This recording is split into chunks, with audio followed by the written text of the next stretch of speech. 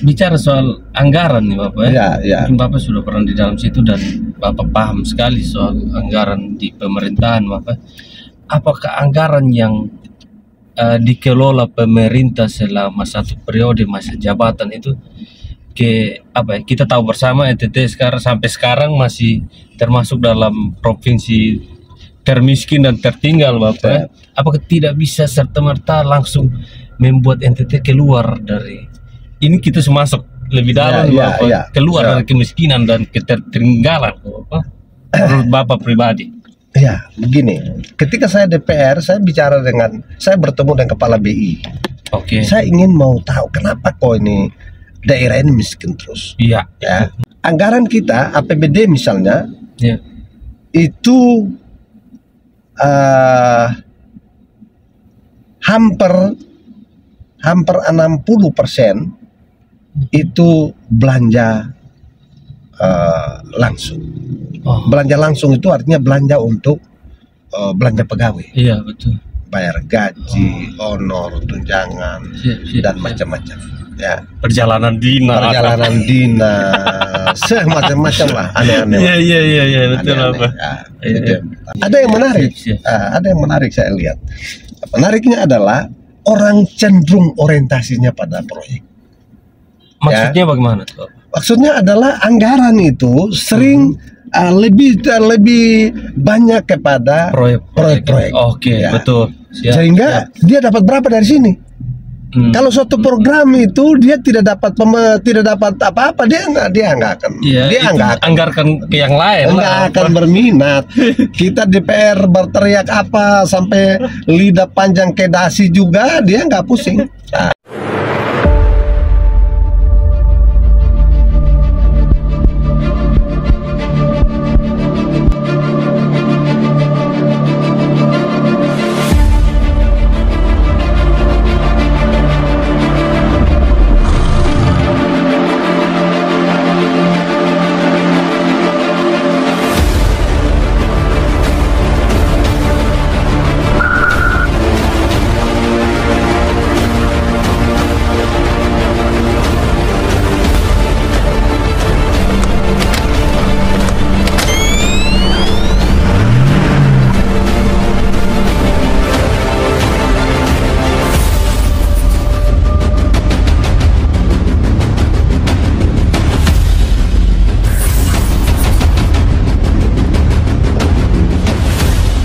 Halo Bapak Mama, bersaudara semua, ketemu lagi di Pasiar Oto.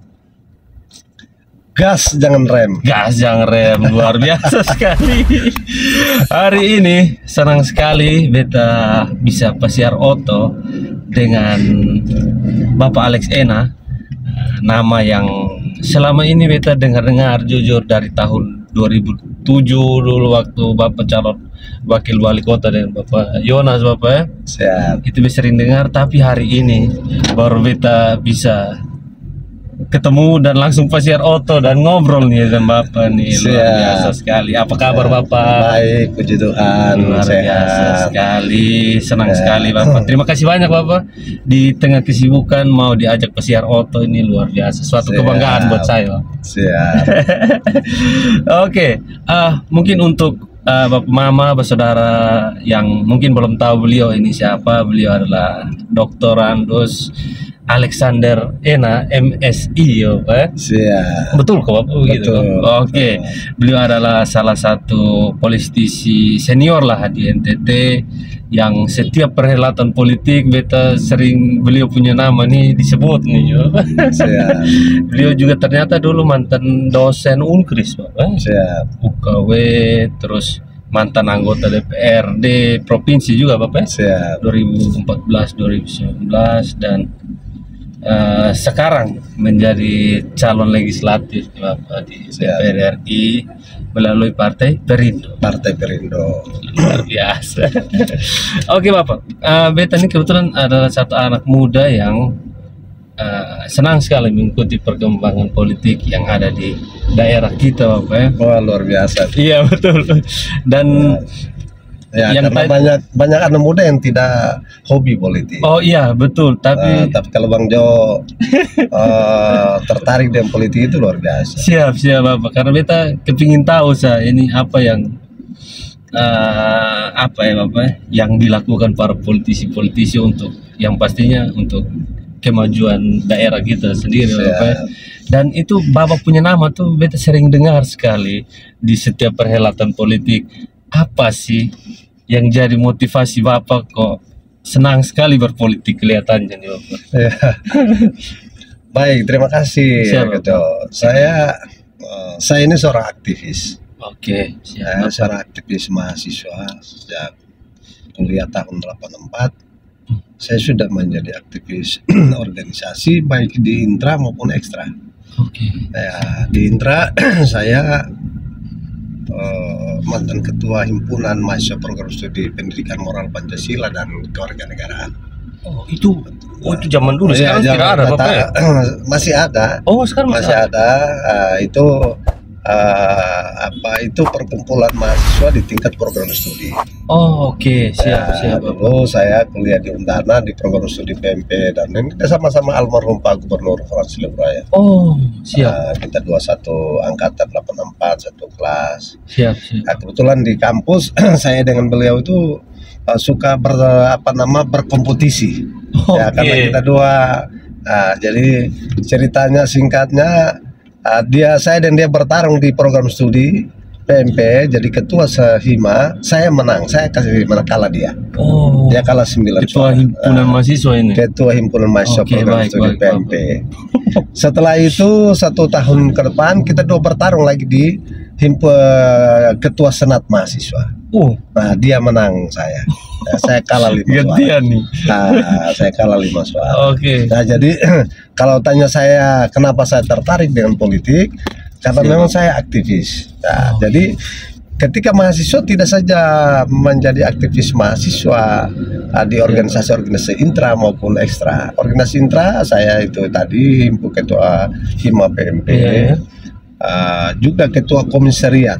Ya, FKIP Undana. Ketua komisariat itu adalah sayap dari Gerakan Mahasiswa Kristen Indonesia (GMKI). Oh, GMKI. Jadi saya ketua di komisariat. Nah, komisariat itu tingkat fakultas. Siap. Itu di intra. Di ekstranya saya ya aktivis GMKI. Mulai dari bawah, ketua komisariat, naik sekretaris fungsional bidang kerohanian, naik jadi sekretaris cabang, naik jadi ketua cabang, bahkan sampai di pengurus pusat, menjadi koordinator wilayah 7 yang meliputi Bali, NTB, NTT, Timur waktu itu. Oh, sampai Timur. Sampai Timur. Dan saya yang membentuk GMKI cabang Timur waktu itu ya. Oh, siap. Itu.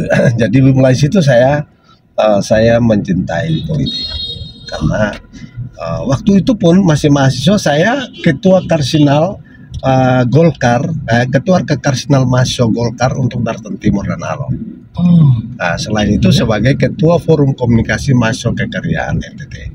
Jadi waktu di mahasiswa saya sudah mulai aktif ya, kira-kira demikian. Sehingga saya sampai saat ini tertarik dengan politik. Tapi terjun atau bergabung di partai politiknya sendiri kapan itu Bapak? Saya sebenarnya tahun 88 itu saya sudah jadi ketua Karsinal Mahasiswa Partai Golkar Daratan Timur dan Alor. Itu sudah masuk dalam aktivitas politik. Dan tahun 92 saya sudah jadi caleg DPR provinsi. Tahun 92. 92 itu saya sudah jadi caleg. Kan dulu itu kan caleg ini kan sistem proporsional tertutup. Sistem daftar list, daftar. Betul. Jadi kita sistem vote getter untuk menarik suara pemuda. Itu siapa yang memilih jadi waktu itu kan coblos partai. Masyarakat memilih. Coblosnya coblos partai. Waktu itu kan sistem tripartai. Siap.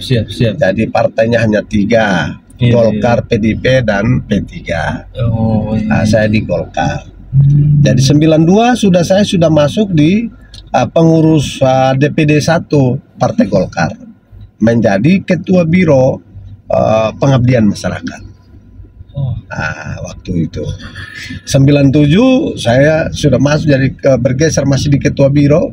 Iya. Dari ketua biro naik jadi wakil sekretaris DPD 97. Ke 99 saya sudah jadi wakil ketua bidang OKK.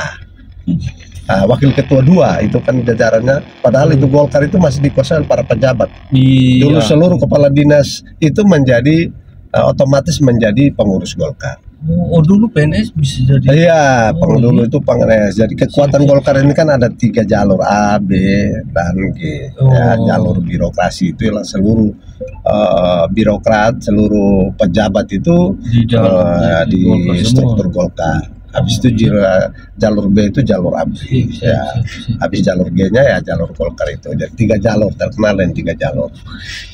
Dari tahun 92, 99, 99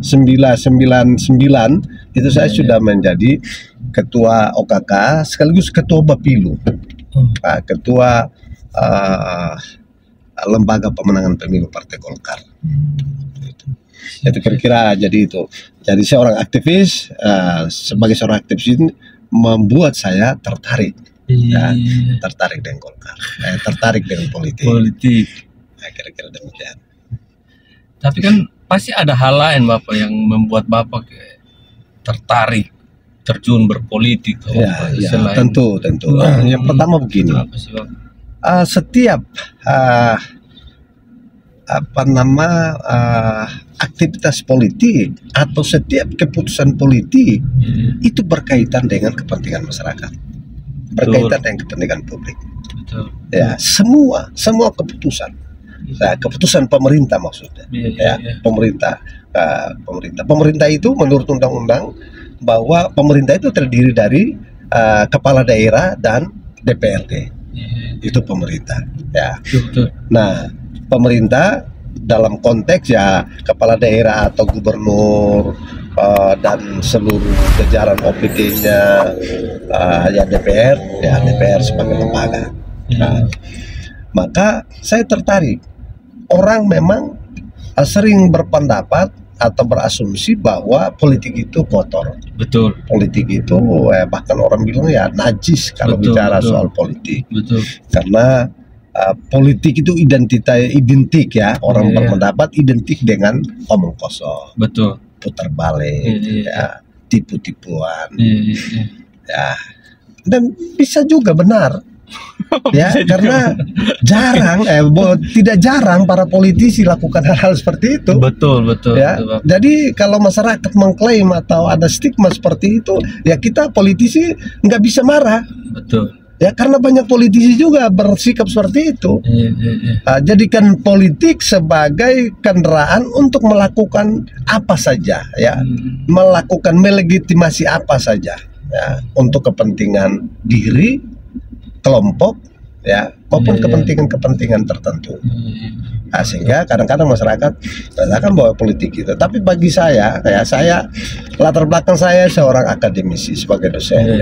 Saya dosen dari tahun 90 saya jadi dosen. Setelah selesai menyelesaikan studi S1 di Undana, saya langsung menjadi dosen di Unkris tahun 90 sampai dengan tahun 2020. Berarti 30 tahun saya jadi dosen.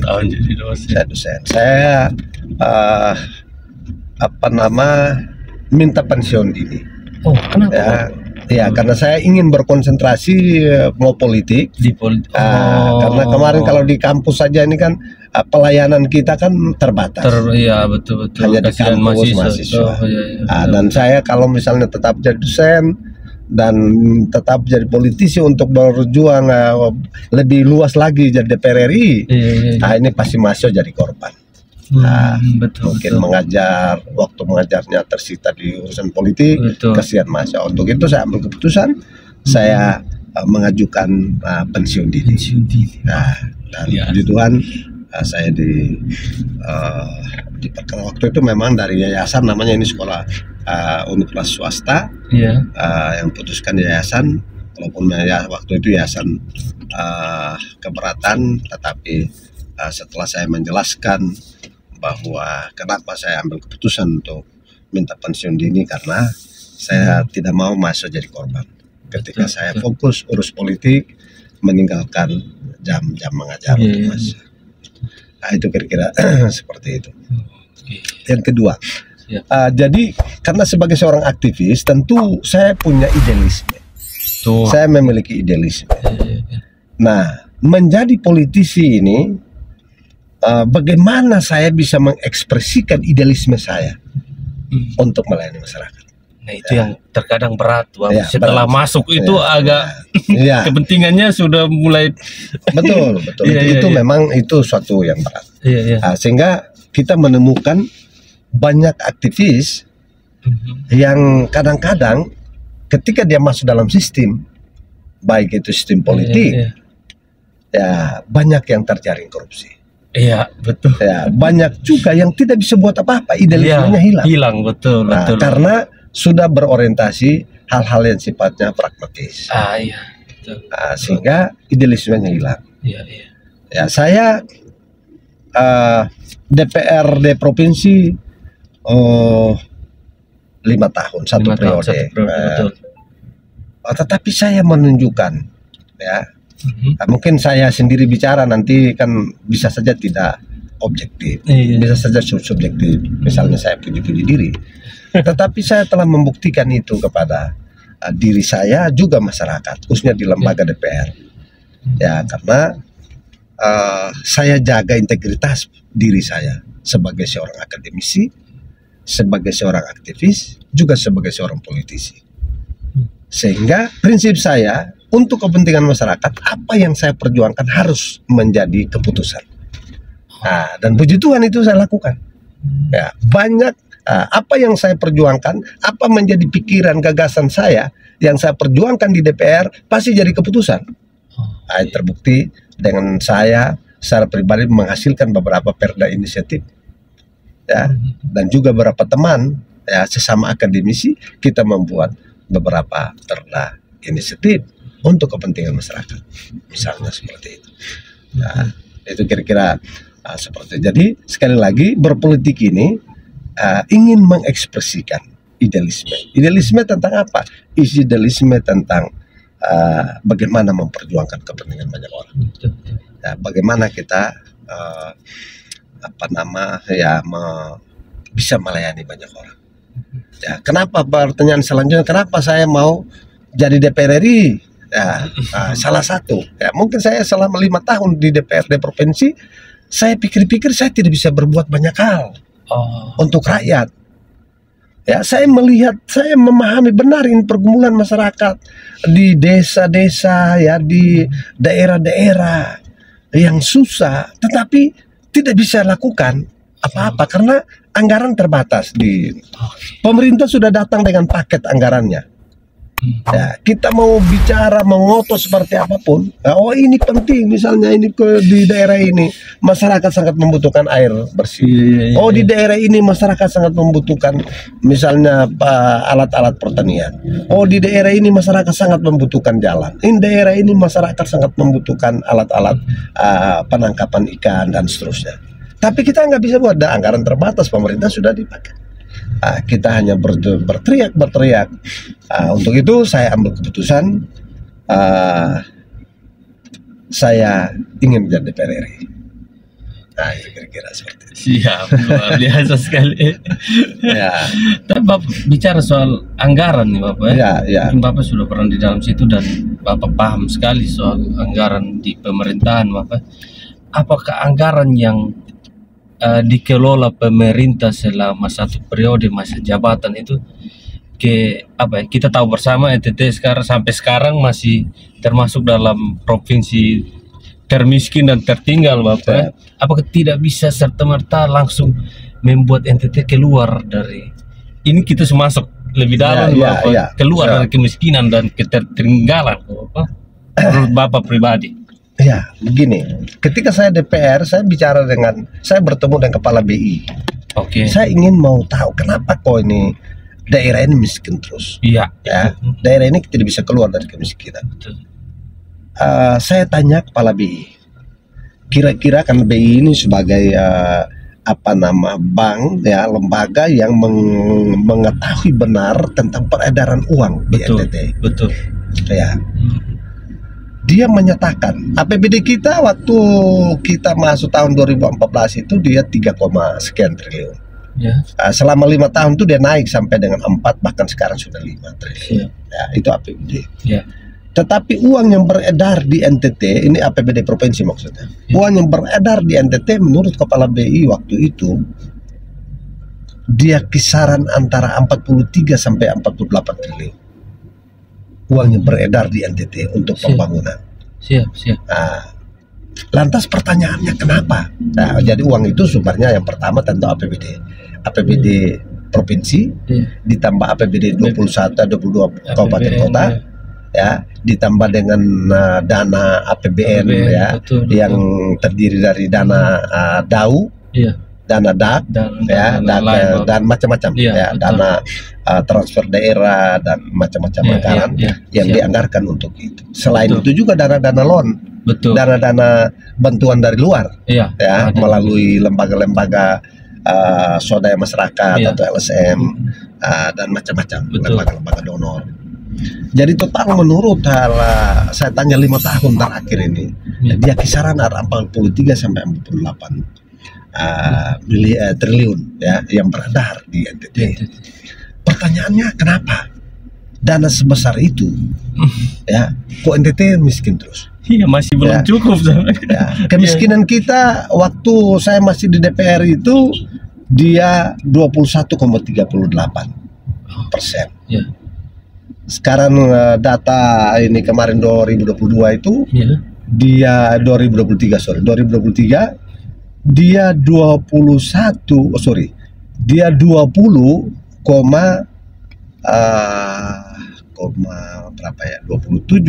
tidak salah.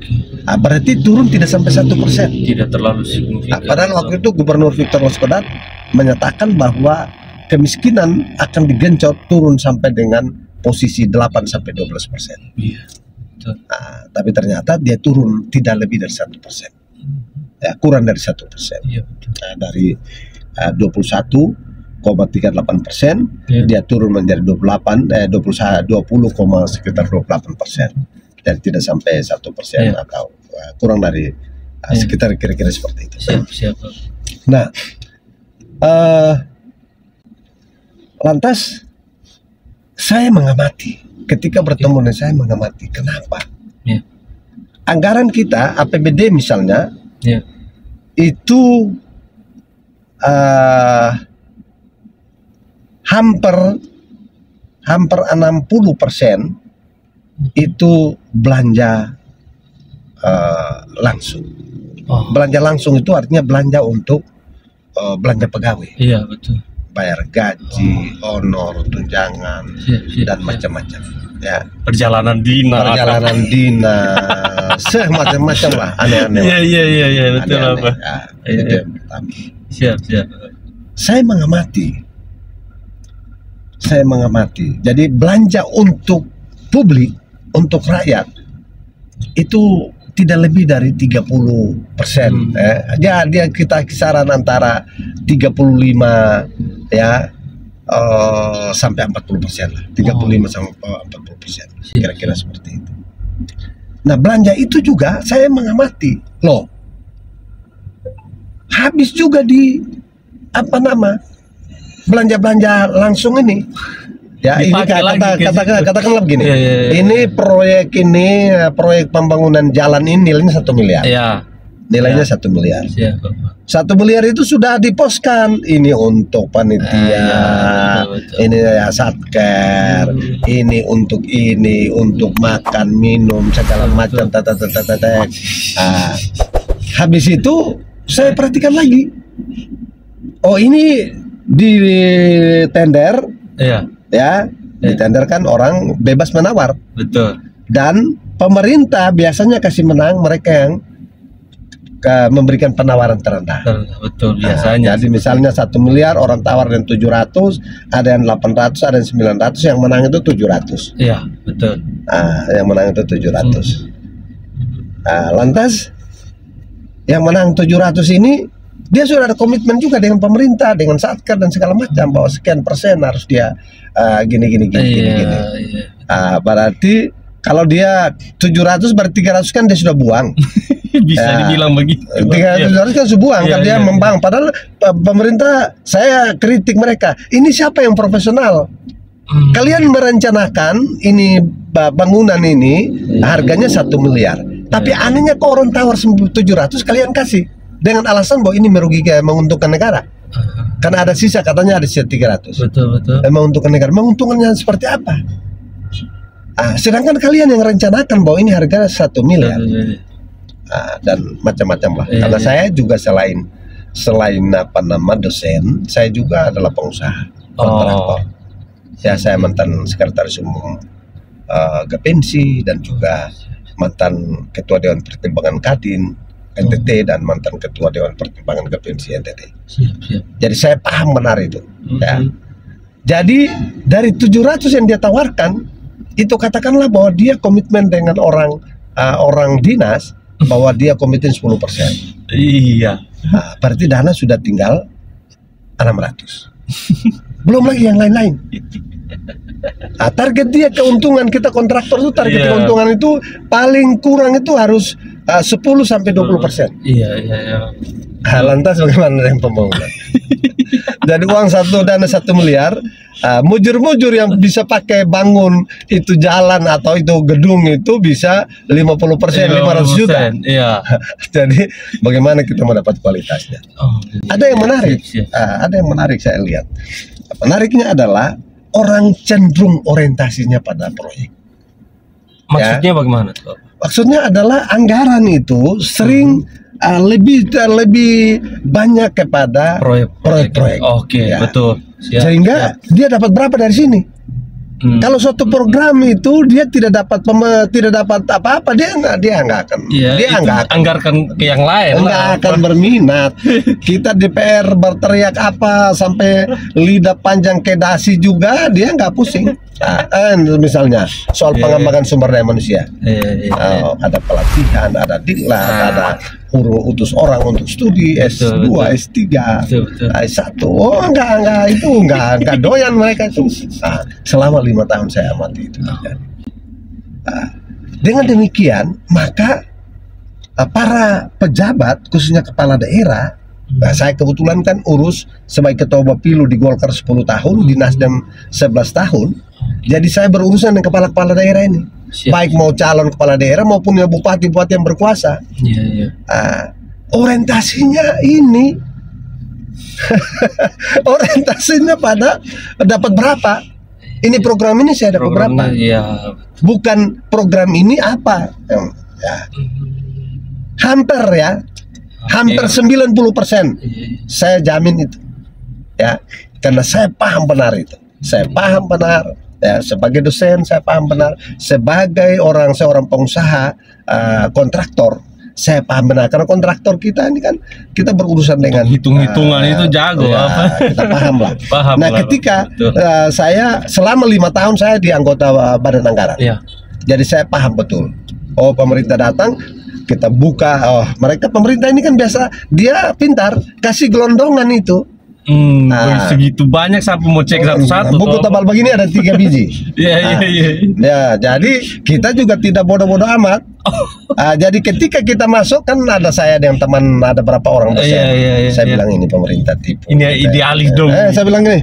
Jadi waktu saya kan ketua komisi 4. Membidangi PU, membidangi Bapeda, membidangi ini.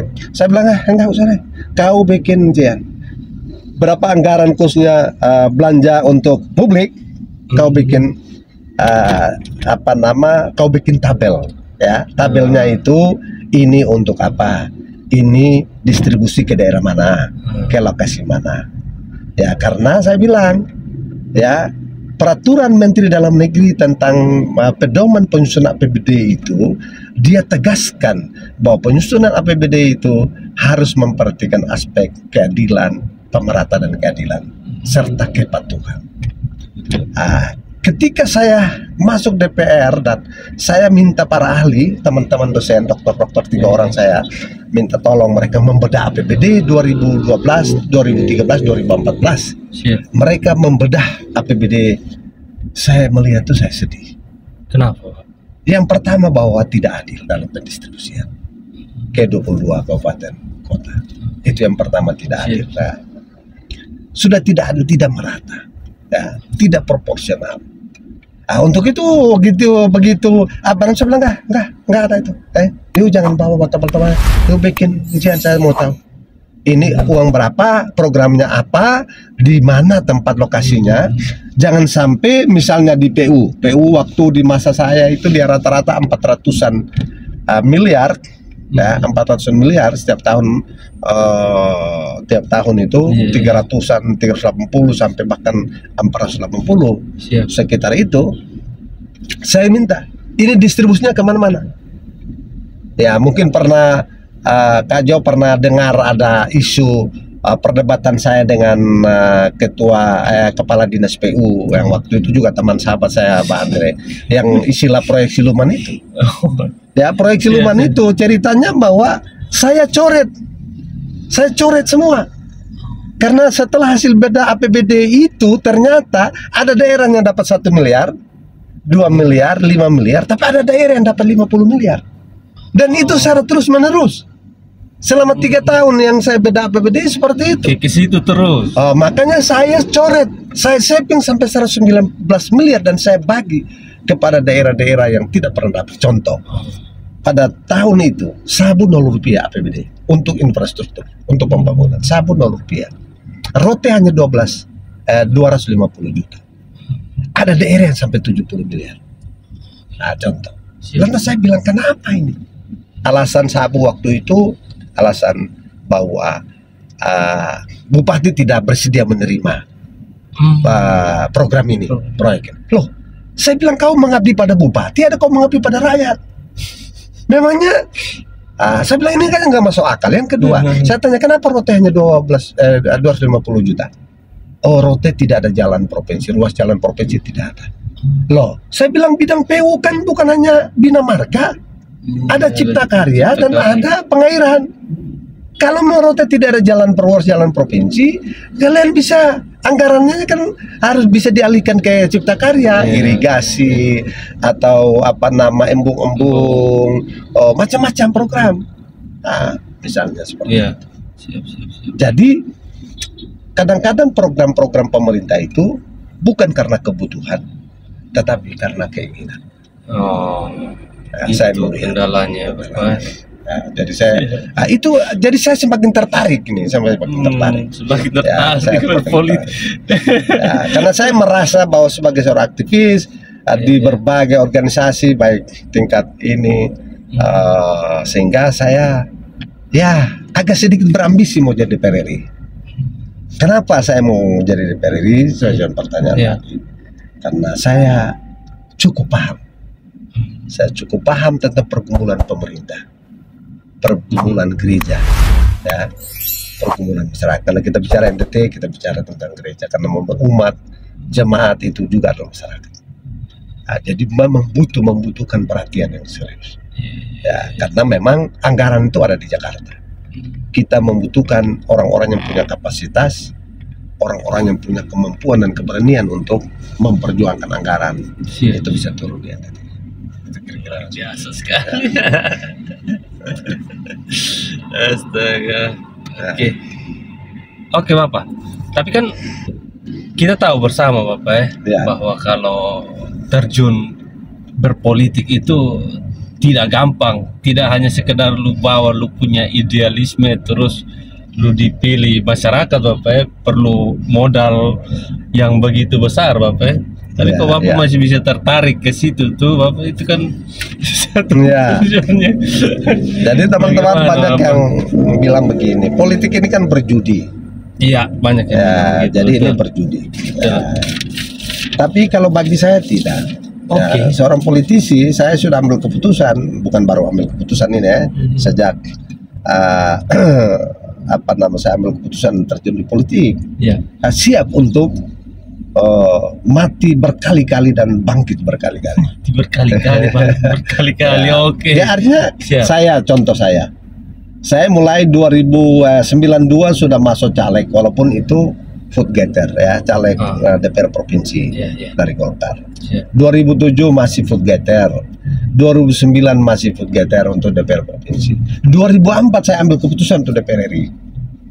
Dan 2004 tuh saya mengambil keputusan untuk DPR RI, saya mendapat suara 71.000 suara. Oh, ya, di bawah Setia Novanto 75.000 suara lebih. Victor Laskoda 73.000 suara lebih, saya 71.000 suara lebih. Nah, tetapi waktu itu undang-undangnya masih sistem proporsional terbuka terbatas. Nah, jadi kalau suaranya tidak mencapai bilangan pembagi, maka kembali ke nomor urut. Nah, waktu itu saya ambil nomor urut 8. Ya, 7 kursi, tapi waktu itu aturannya kursi caleg itu kursinya 7, calegnya 120%. Berarti 120% dari jumlah kursi, berarti dia 8 kursi, 8 caleg, kursinya 7, 8 caleg. Saya ambil nomor urut 8 untuk kemudahan sosialisasi di masyarakat. Karena waktu itu saya merasa pede karena saya ada di anggota majelis sinode Gemit, dan ada beberapa saya mensponsori beberapa program, beberapa kebijakan yang menurut saya sangat monumental. Salah satunya adalah sentralisasi gaji pendeta. Jadi waktu itu saya pede benar, karena banyak pendeta tahu bagaimana kapasitas saya, bagaimana peran saya. Ya, selain saya membentuk seluruh badan pelayanan kategori tingkat sinodal yang selama ini tidak ada. Kaum bapak Gemit, kaum pemuda, pengurus kaum bapak, pengurus pemuda, pengurus perempuan, PAR, itu adalah ide saya. Sehingga waktu itu saya mendapat dukungan yang luar biasa dari para pendeta. Tapi sayang karena sistemnya membuat, dan pasal yang dipakai sekarang itu saya salah satu yang ya, bersama teman-teman dari satu dari NTB, satu dari Gorontalo, satu dari Riau, kita 4 orang menggugat yang pasal. Nah, itu kira-kira seperti itu. Luar biasa sekali perjalanan yang ini beta baru tahu ternyata, dan mungkin Bapak saudara yang nonton juga banyak yang baru tahu ini cerita dan kalian dengar langsung dari Bapak Alex nih. Oke Bapak, omong-omong soal pencalekan ya Bapak ya. Bapak kan sudah terjun berkali-kali ikut ini pesta demokrasi nih Bapak ya. Bapak sudah rasakan menang, hampir menang, bahkan kalah Bapak ya. Mungkin beta yang belum pernah terjun nih kepingin tahu rasanya seperti apa sih Bapak ketika kalah dulu deh. Kalah berpolitik nih Bapak, mungkin dari Bapak Alex nih langsung. Ya, saya 2000 karena waktu masih mulai 92, 97 dan 99. 99 kan pemilu dipercepat akibat reformasi. Siap. Ya, itu kan masih sistem proporsional tertutup ya. Jadi sistem proporsional tertutup. Jadi masih daftar calon. Nah, tetapi masuk di 2004 di era reformasi, pemilu sudah multi partai ya. Sudah multi partai mulai dari 99 ya, 48 partai yang mengikuti. Masuk 2004 itu ada 24 partai. Ada 2004 itu 24 partai. Saya memulai langsung ambil keputusan untuk calon DPR RI. Ya, waktu itu ya kebetulan saya anak yang dipercaya oleh Pak Akbar Tanjung. Ya, karena mantan ketua GMKI, atau selain itu ya punya dia melihat bahwa kita kerja dengan jujur, kerja dengan bertanggung jawab, kerja cerdas. Jadi akhirnya saya mendapat kepercayaan untuk DPR RI. Dengan memperoleh suara yang cukup besar, 71.000 lebih. Tetapi tidak jadi. Saya stres.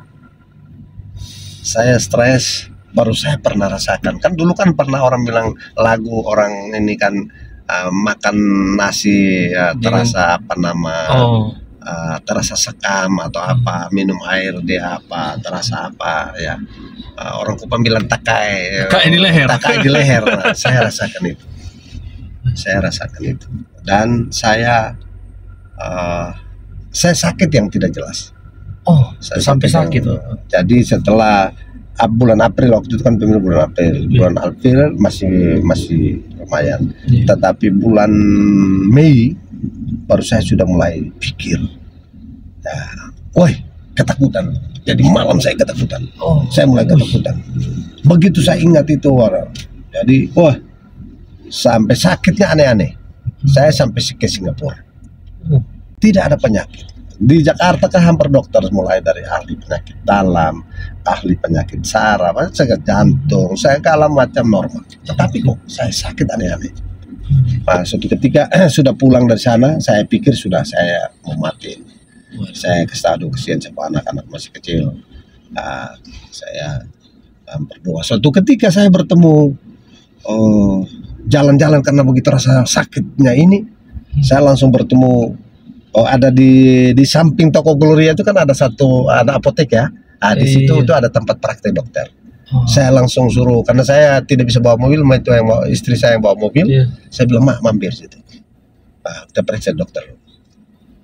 Saya masuk bertemu dokter yang baru, anak muda, usia 21-22 tahun. Anak muda, dia gimana, cerita, mana abang, saya bisa panggil abang ya? Oh boleh ya, gimana cerita? Oh saya gini. Coba Bapak cerita. Saya ceritakan semua pengkeluhan saya ini.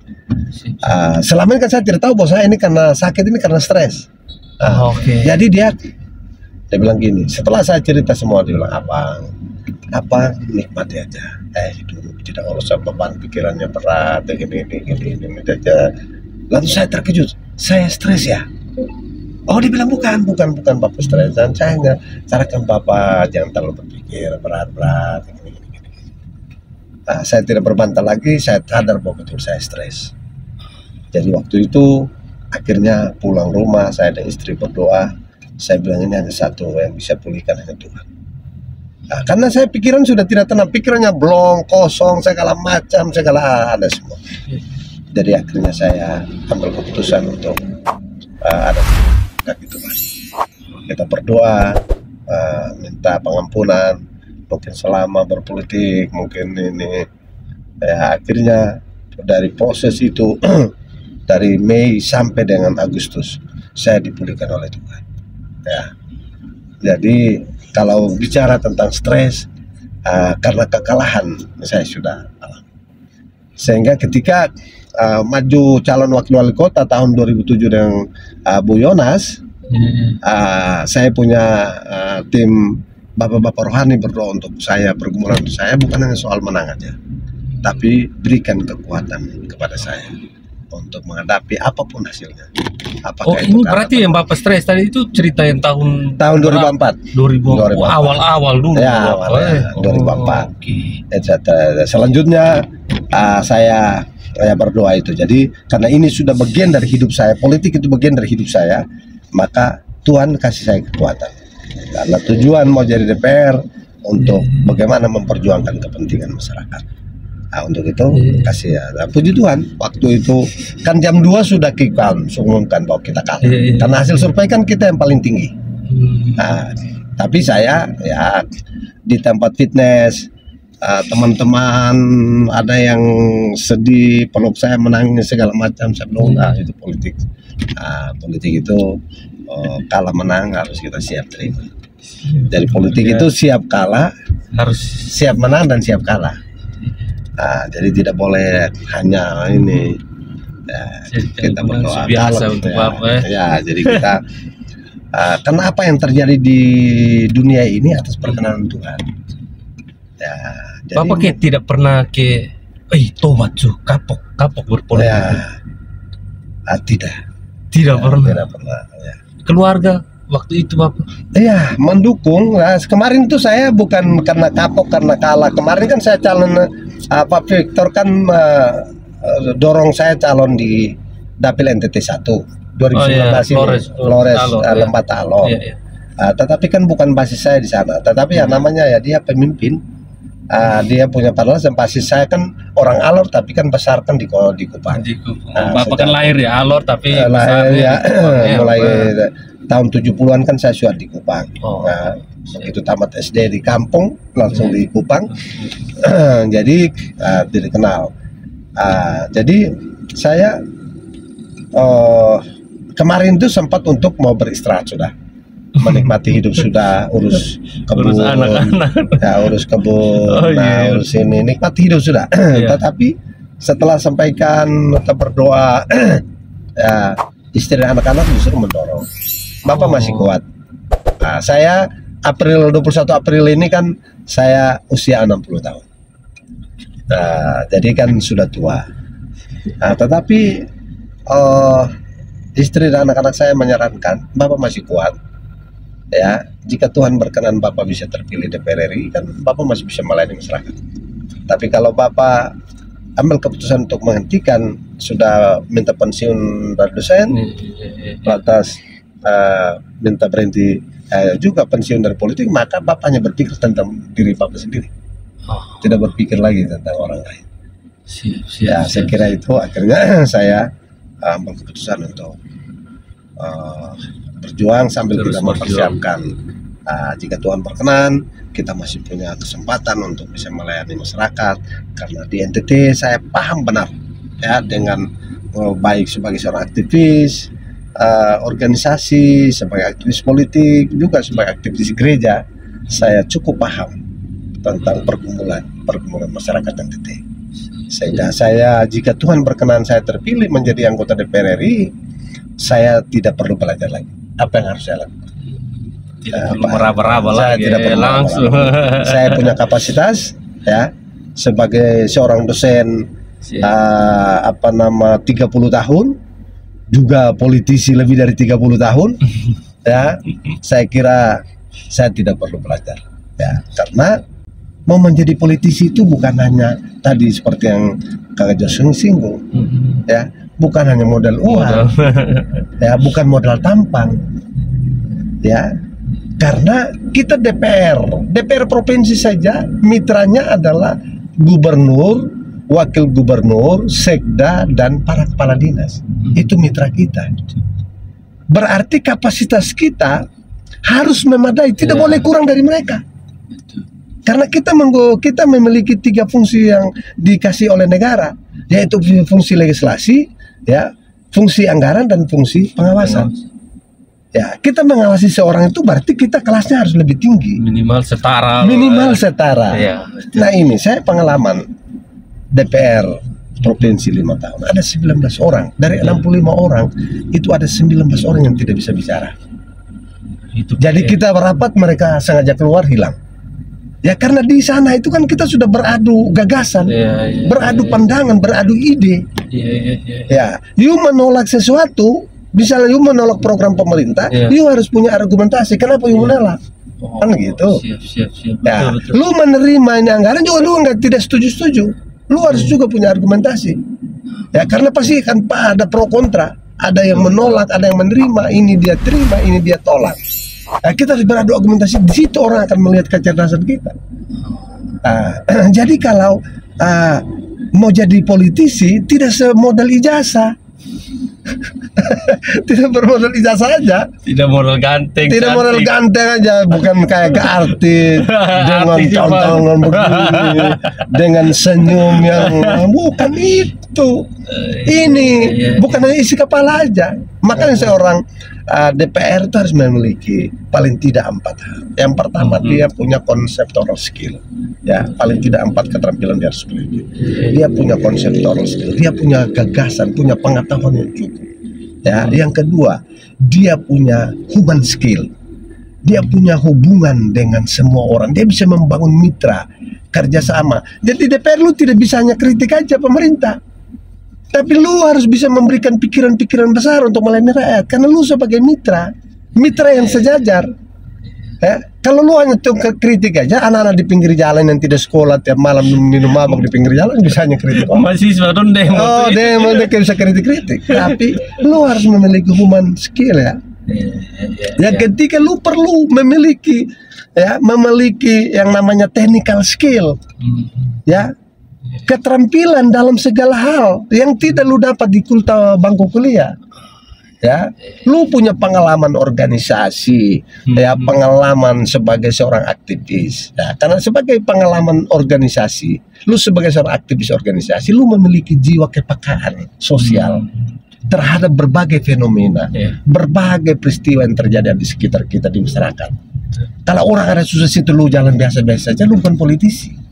Lu lihat orang ada begini, orang ada pikul ini, misalnya lu jalan di kampung, lu lihat orang ada susah jalan kaki berkilo-kilo, lu anggap biasa-biasa, lu bukan politisi, kan lu tidak memiliki ya kepekaan sosial, tidak bisa. Dan yang terakhir adalah lu harus memiliki soft skill. Ya, soft skill itu adalah ada keberanian untuk lu menyatakan sesuatu kepada siapa aja terhadap ya presiden. Nah, misalnya contoh calon DPR RI. Calon DPR RI ini kan mitranya presiden dan menteri. Tapi lu hanya modal ijazah baru tamat ini S1, tidak punya pengalaman apa-apa, mau jadi DPR ini, lu omong apa?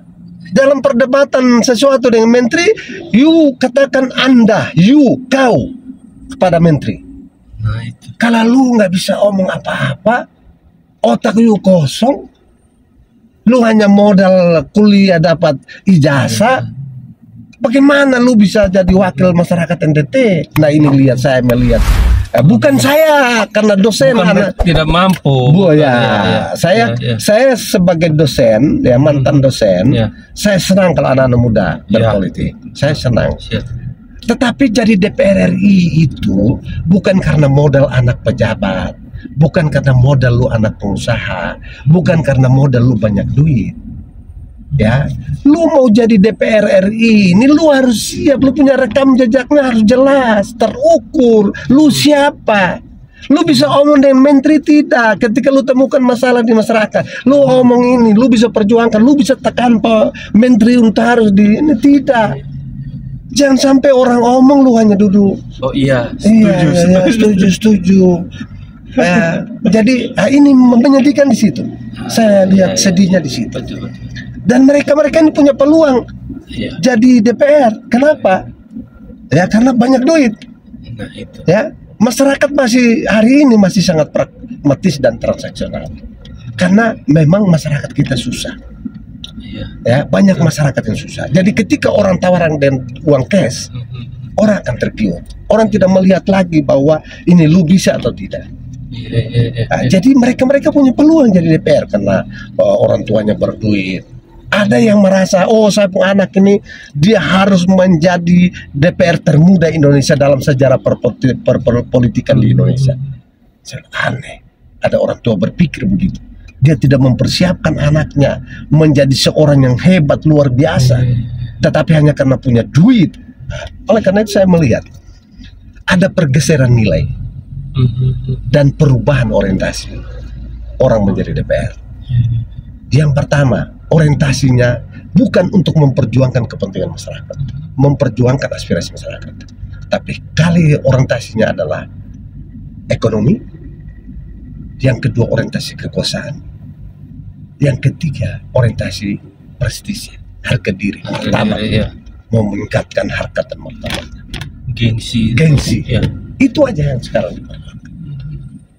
Ya, itu yang saya sebagai seorang aktivis, juga sebagai seorang dosen, saya merasa terganggu, ya, sebagai seorang politisi. Dari mungkin segi kemampuan intelektual, ya mungkin oke. Ya. Tapi you punya pengalaman, kemampuan intelektual, ya lu baru selesai pendidikan S1. Nah, kalau seorang aktivis yang lu aktivis mahasiswa yang luar biasa, lu di kampus seperti apa dulu? Seperti apa? Ya. Kalau kita omong, kalau sama seperti anak Ganjar, Alam Ganjar, mungkin itu kita, wah dia masih mahasiswa tapi otaknya udah profesor. Dan tidak bisa dipungkiri banyak anak muda hebat di luar sana. Anak muda hebat. Tetapi bagaimana bisa? Ini yang kenapa perdebatan. Perdebatan si misalnya anak muda sekarang memang ada yang luar biasa hebat. Betul. Nah, pertanyaan kita yang kita punya anak muda yang calon DPR ini, apakah mereka sehebat mereka? Ya, Itu ini kan kita sudah melakukan menilai. Masyarakat menilai. Ada yang omong dari masyarakat saja tidak bisa. Nah, Omong dia punya tim suksesnya yang omong. Suruh tim sukses yang bicara. Ya, akhirnya dibully habis-habisan. Nah, ini omong dari masyarakat saja tidak bisa. Bagaimana omong dengan menteri? Jadi Betul, ini memang betul. ironisnya di sini. Ya, sebagai seorang mantan seorang dosen, ya tentu ini memalukan kita. Jadi kita kekurangan mempersiapkan kader-kader kita. Bukan di NDT, tidak ada banyak anak-anak yang hebat. Tetapi ya mereka tidak punya uang, tidak punya kesempatan, mereka tidak punya uang. Ya, pertanyaannya bagi kita ke depan adalah apakah politisi ini milik orang-orang yang berduit? Nah, itu. Hanya orang-orang yang berduit, khususnya DPR RI ya. Kita bicara soal DPR RI ya. Apakah hanya anak-anak pejabat, anak-anak pengusaha, anak-anak berduit saja yang harus bisa ke Senayan? Padahal banyak anak-anak kita, para aktivis ya. Yang luar biasa hebatnya, tapi mereka tidak punya uang. Nah, untuk itu harus masyarakat masih, kalau memang kondisi masyarakat kita miskin dan politisi-politisi ini merusak sistem dengan money politik ya, dengan gaya-gaya politik transaksional seperti ini, berat. Bagaimana mau maju? Sehingga saya berpikir, saya sudah bilang. Saya sudah nantang teman-teman aktivis organisasi. Berapa organisasi nantang? Kalian harus menjadi tim evaluator. Melakukan evaluasi terhadap anggota DPR RI. 13 orang. Semua tingkatan kalau bisa. Semua tingkatan kalau bisa. DPR RI ya. Ada 13 orang DPR RI. Ada 4 orang senator. Itu tiap tahun kalian evaluasi. Lu kerja apa? Ya misalnya ini terpilih bulan 1 Oktober dilantik. Bulan Oktober lu kerja apa? Harus ditranskrip secara baik, dibuat secara terstruktur. Apa yang lu lakukan? Apa yang lu bicarakan? Bulan November lu bikin apa? Laporkan. Bulan Desember dan seterusnya. Ya, bulan Oktober tahun depan evaluasi. 13 orang dievaluasi. Ya karena kepala daerah dievaluasi oleh DPR. Lu DPR siapa yang evaluasi lu? Nah itu. Masyarakat yang harus. Padahal kita kan dipilih sama-sama untuk melayani rakyat. Betul. Kepala daerah juga dipilih oleh masyarakat, DPR lu atas nama rakyat evaluasi mereka. Nah sekarang kita harus lakukan dan itu saya akan perjuangkan. Itu ide bagus tuh. Saya akan perjuangkan. Bentuk satu forum yang terdiri dari seluruh pimpinan organisasi, baik organisasi mahasiswa, organisasi kepemudaan, organisasi kemasyarakatan, organisasi-organisasi agama, semua ketua-ketua evaluasi ini 13 orang. Betul. Lu omong apa?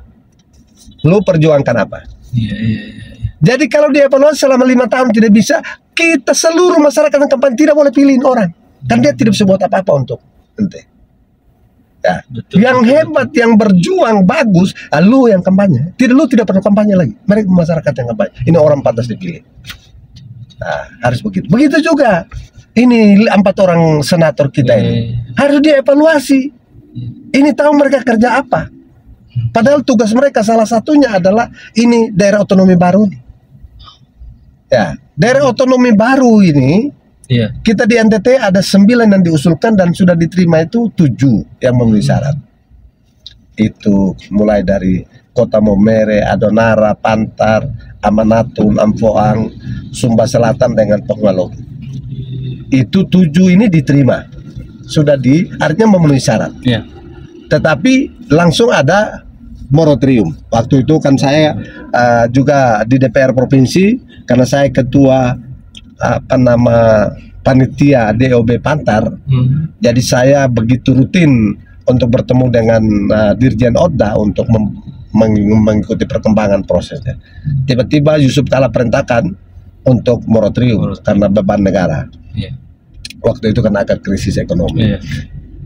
Tetapi di dalam moratorium itu ada klausul yang bisa beri ruang, yaitu yang pertama, kecuali. Jadi ini moratorium pembatasan otonomi daerah baru, kecuali satu, daerah otonomi khusus, yang kedua daerah perbatasan negara.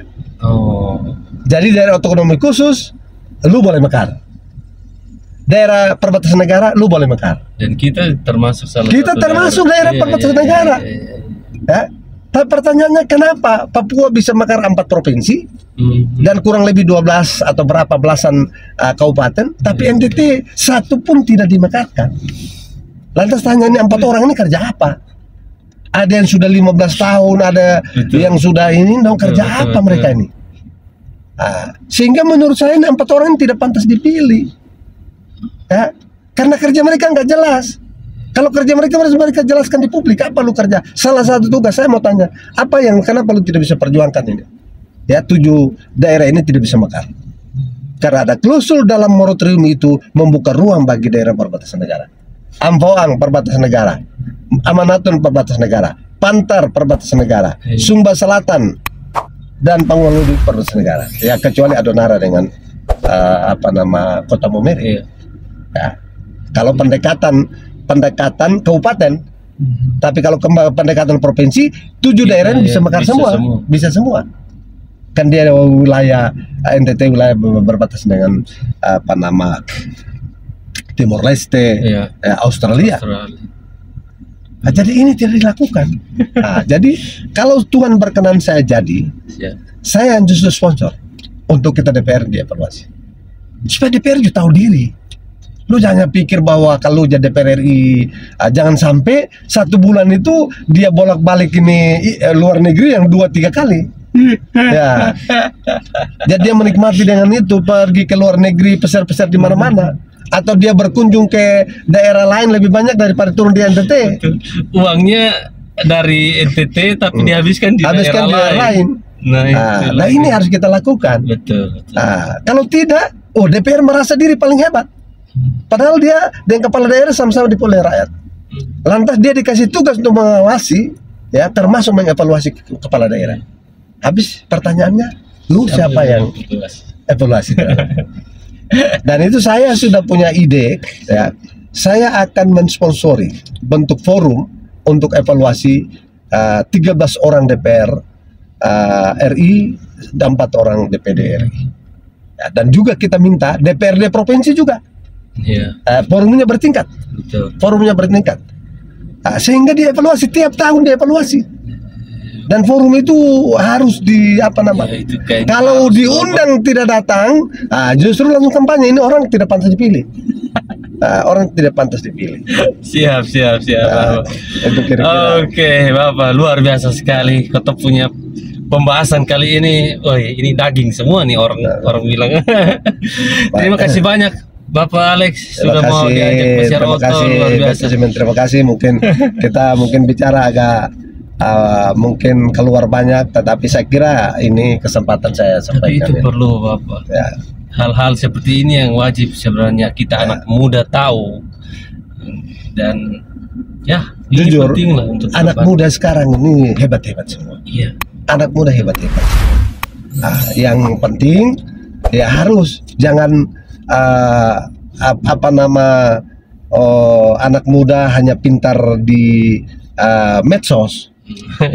Iya. Jangan sampai hanya pintar di medsos. Betul. Tetapi lu harus tunjukkan lu punya kepintaran melalui berbagai aktivitas organisasi.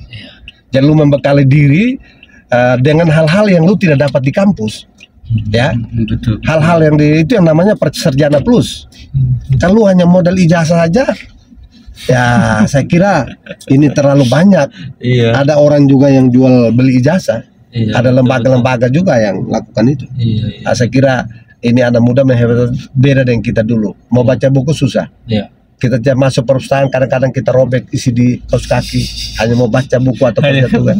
Tapi sekarang lu tinggal ketik saja. Tinggal ketikkan semua keluar. Lu kasih tanya Om Google atau Tante Google selesai. Apalagi sekarang lagi lebih ngeri lagi.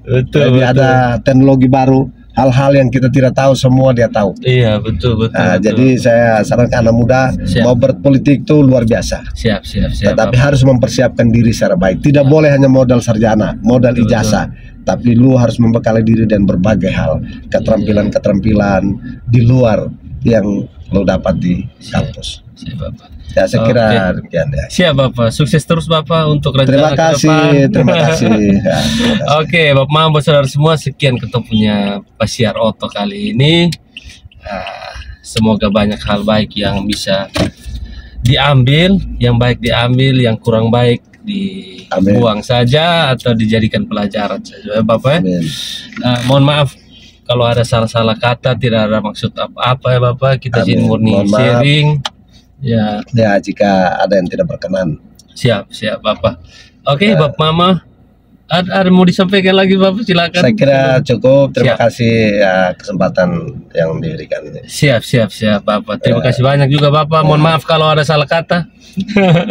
Sehat terus. Yang penting sehat itu. Puji Tuhan. Yang penting sehat itu. Ya, yang pentingnya kan tidak boleh apapun aktivitas tidak boleh lupa Tua di atas. Betul, itu yang utama. Karena disitulah hidup kita. Betul. Tanpa Tuhan kita tidak ada arti apa. Betul. Nah, oleh karena itu saya bahkan Rajo dan semua kita tidak boleh lupa Tuhan. Siap. Kira itu pesan terakhir saya. Siap, Bapak. Oke, Bapak Mama, saudara semua, terima kasih sudah menonton video ini. Sampai ketemu di video berikutnya.